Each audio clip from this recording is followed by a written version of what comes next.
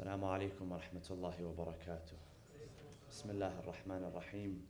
الحمد لله رب العالمين، نحمده ونسبحه ونقدسه على آلائه ونعمائه، ونشهد أن لا إله إلا الله وحده لا شريك له، إلها واحدا أحدا فردا صمدا حيا قيوما، نؤمن له بالربوبية ونقر له بالعبودية، من يهدي الله فهو المهتدي ومن يضلل فلن تجد له وليا مرشدا، ونشهد أن سيدنا محمدا عبده ورسوله أرسله بالهدى ودين الحق ليظهره على الدين كله ولو كره المشركون. اللهم صل وسلم وزد وبارك وترحم على محمد وآل محمد كما صليت وسلمت وباركت وترحمت على إبراهيم وآل إبراهيم في العالمين إنك حميد مجيد. وصل اللهم وسلم على جميع الأنبياء والمرسلين والشهداء والصالحين وعترة نبيك الطاهرين. عباد الله، أوصيكم ونفسي بتقوى الله عز وجل.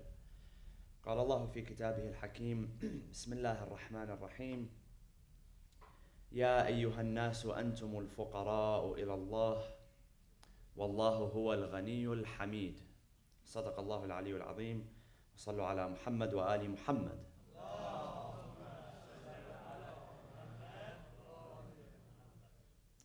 For most of human history, the most common form of socio-economic organization was the agrarian model, the agricultural model, in which families and communities worked together to produce their basic needs, such as food, tools they needed in order to create more food, tools they needed to create to move their lives forward.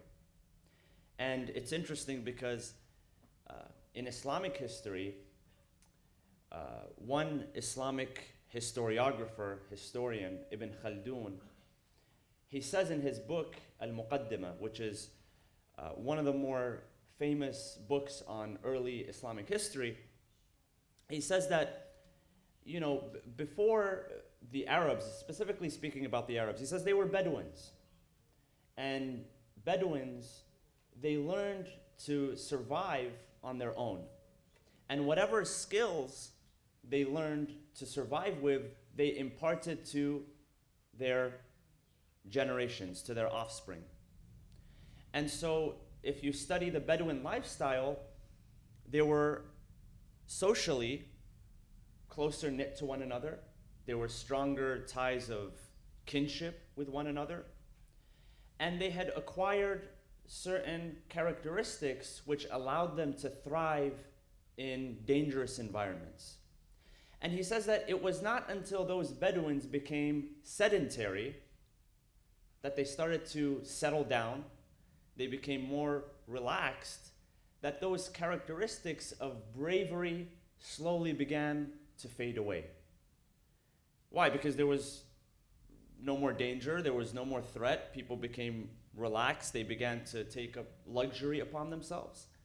And so those characteristics began to sort of fade away. And it's interesting because if you look at the history of America and you look at the history of the Western world, for the most part, before the Industrial Revolution, most families were on the farm. Children spent time with their parents directly. Daughters with their mothers and sons with their fathers. And so the main source of influence on a child was the parents, the father. And it wasn't the school teacher, and it certainly wasn't social media, because that really didn't exist back in those days. So the model of influence began to change. The discipline began to change. The ideas behind effectiveness and work ethic began to shift and evolve. And some fascinating things began to take place.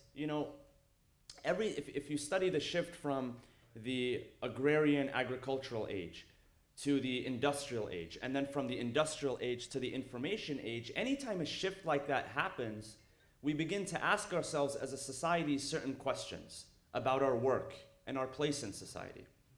So I'll give you an example.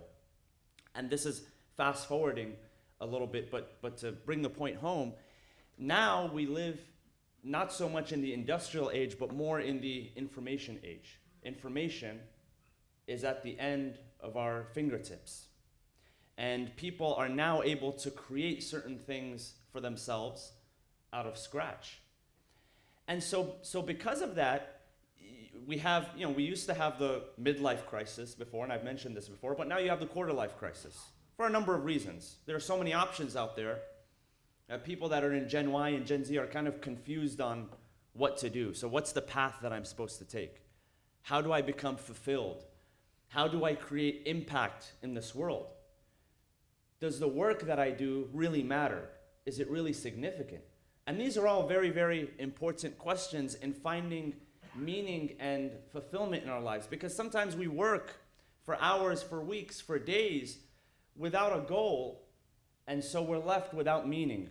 We're left without purpose, even if we're making a lot of money and that sort of thing. So there's a few things that happened during that time when we shifted from the agrarian age to the industrial age. Number one is that there was a shift in our education system. In the United States, we needed an education system that was going to create employees that can work in factories and soldiers. And so what we did here in the Western world is that we adopted the Prussian education system. Now, the Kingdom of Prussia no longer exists. It's mostly present-day Germany.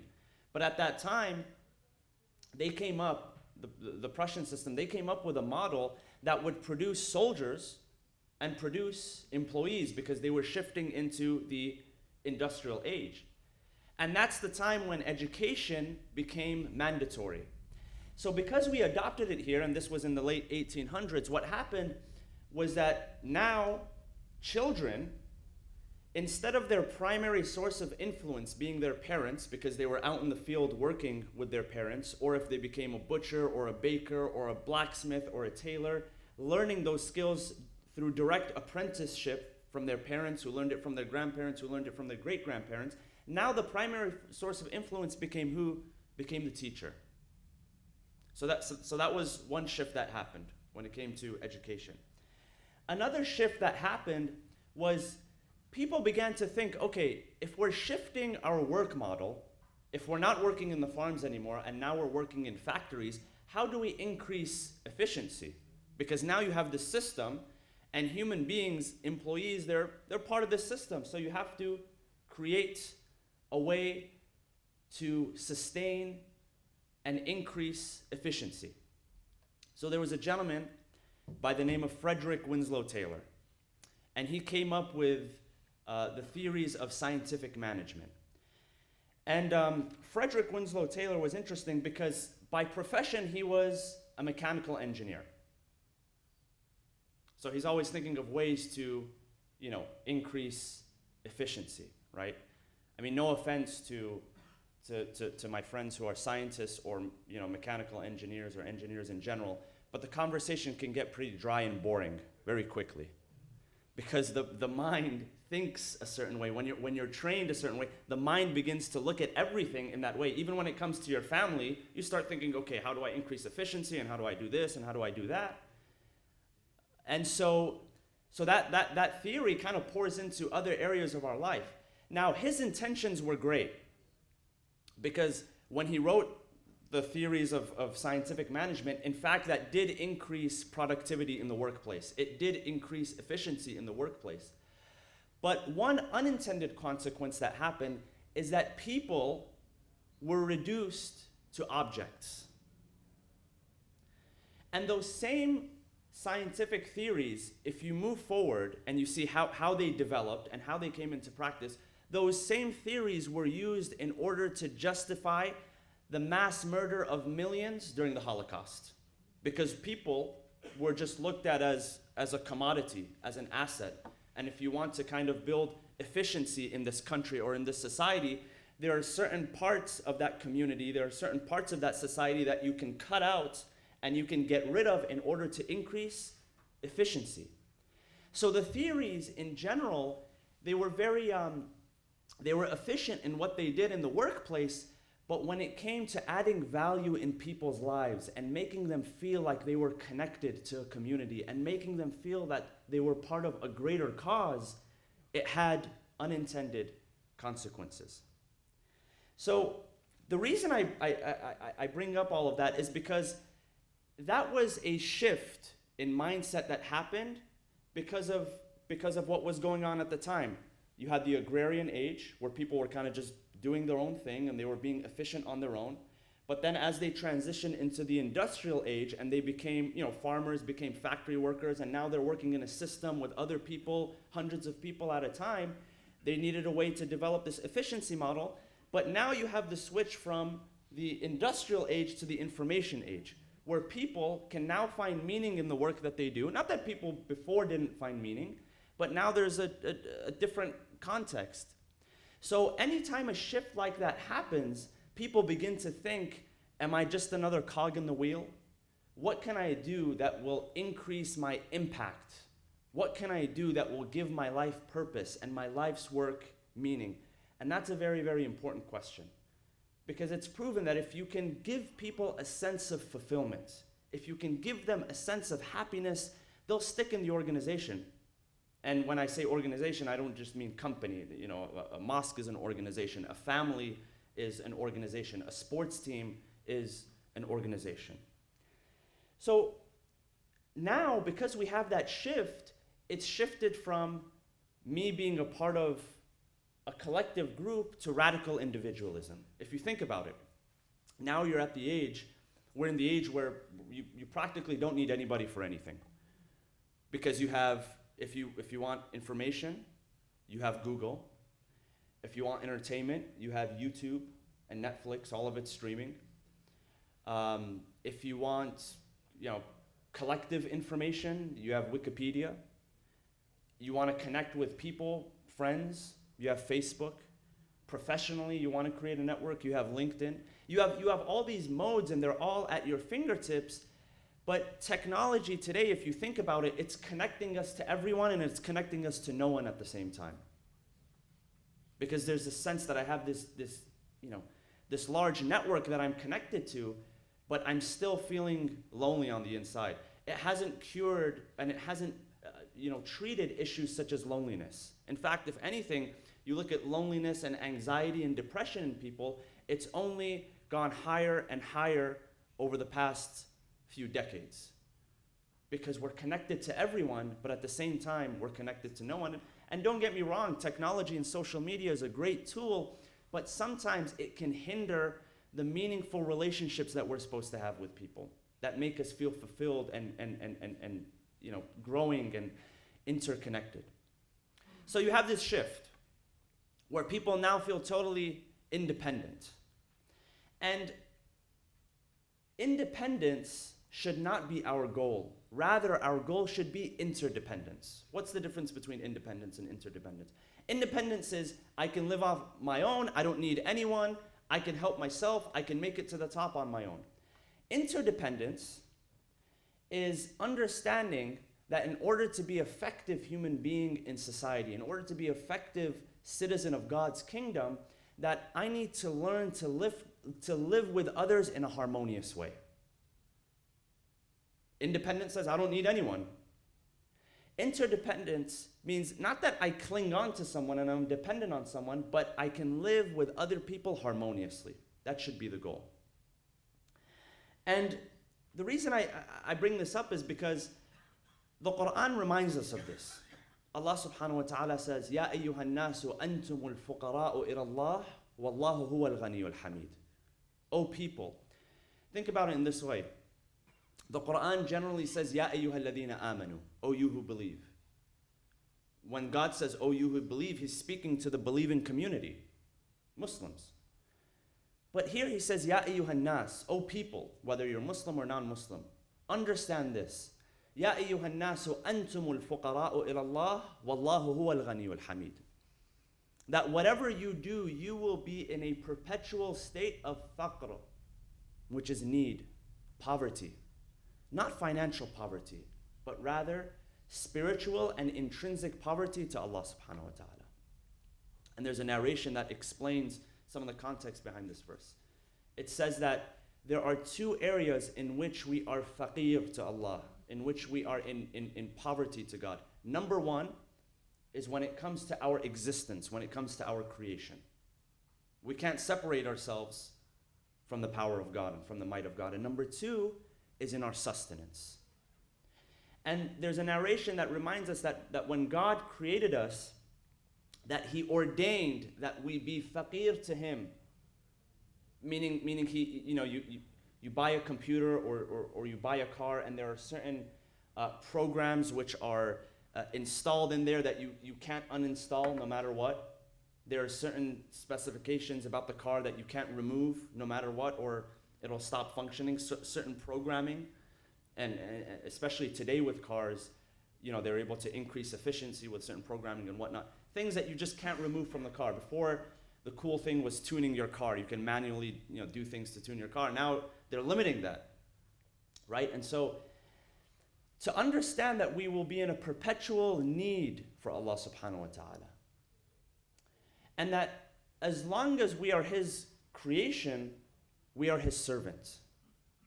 Now that doesn't mean, and again, this ties back to the idea of independence and interdependence.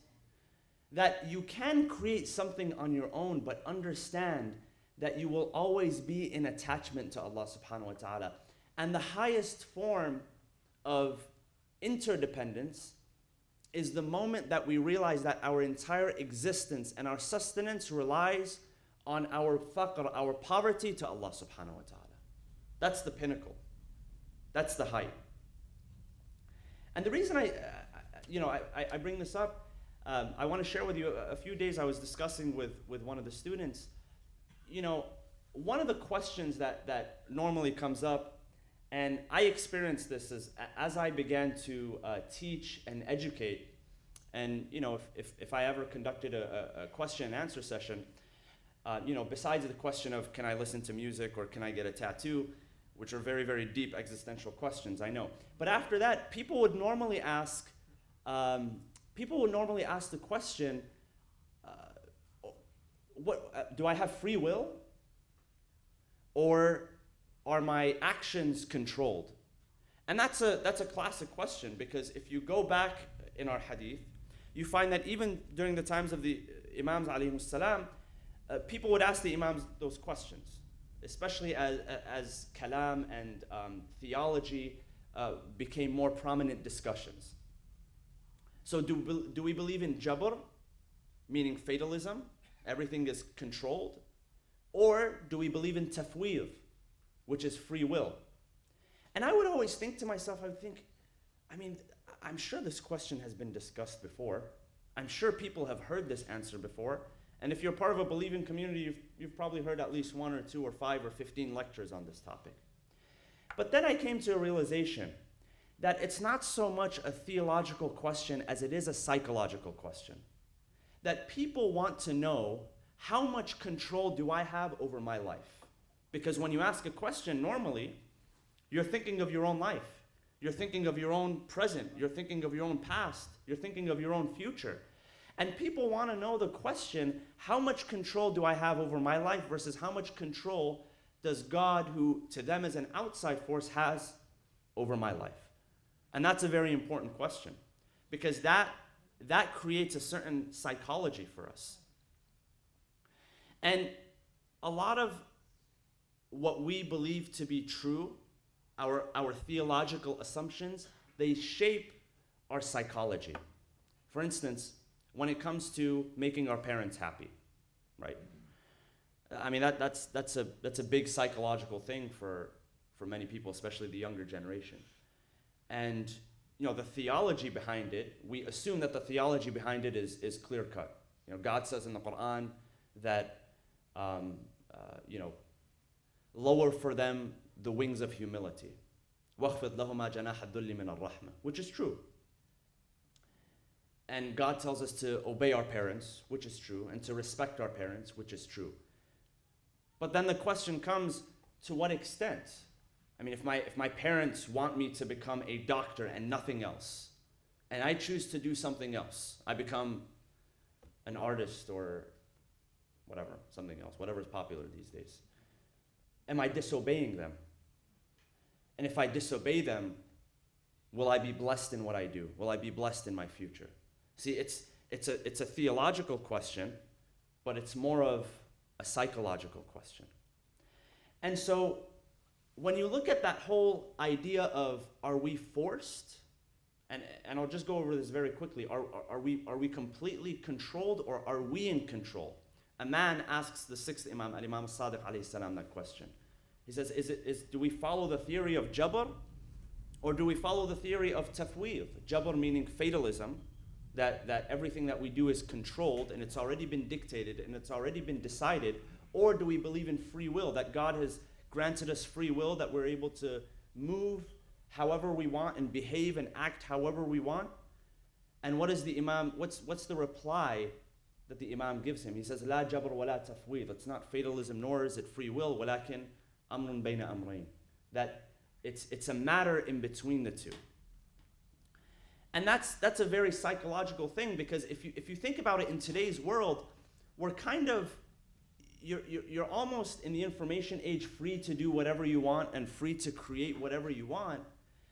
But at the same time, that doesn't mean that you are not in need of anyone. See, that's the danger, is thinking that I'm free to do what I want and I live in a free country. That means I don't need anyone. I don't need guidance. I don't need mentorship. I don't need coaching. I don't need my parents. I don't need an authority figure. But then that's going down the wrong path.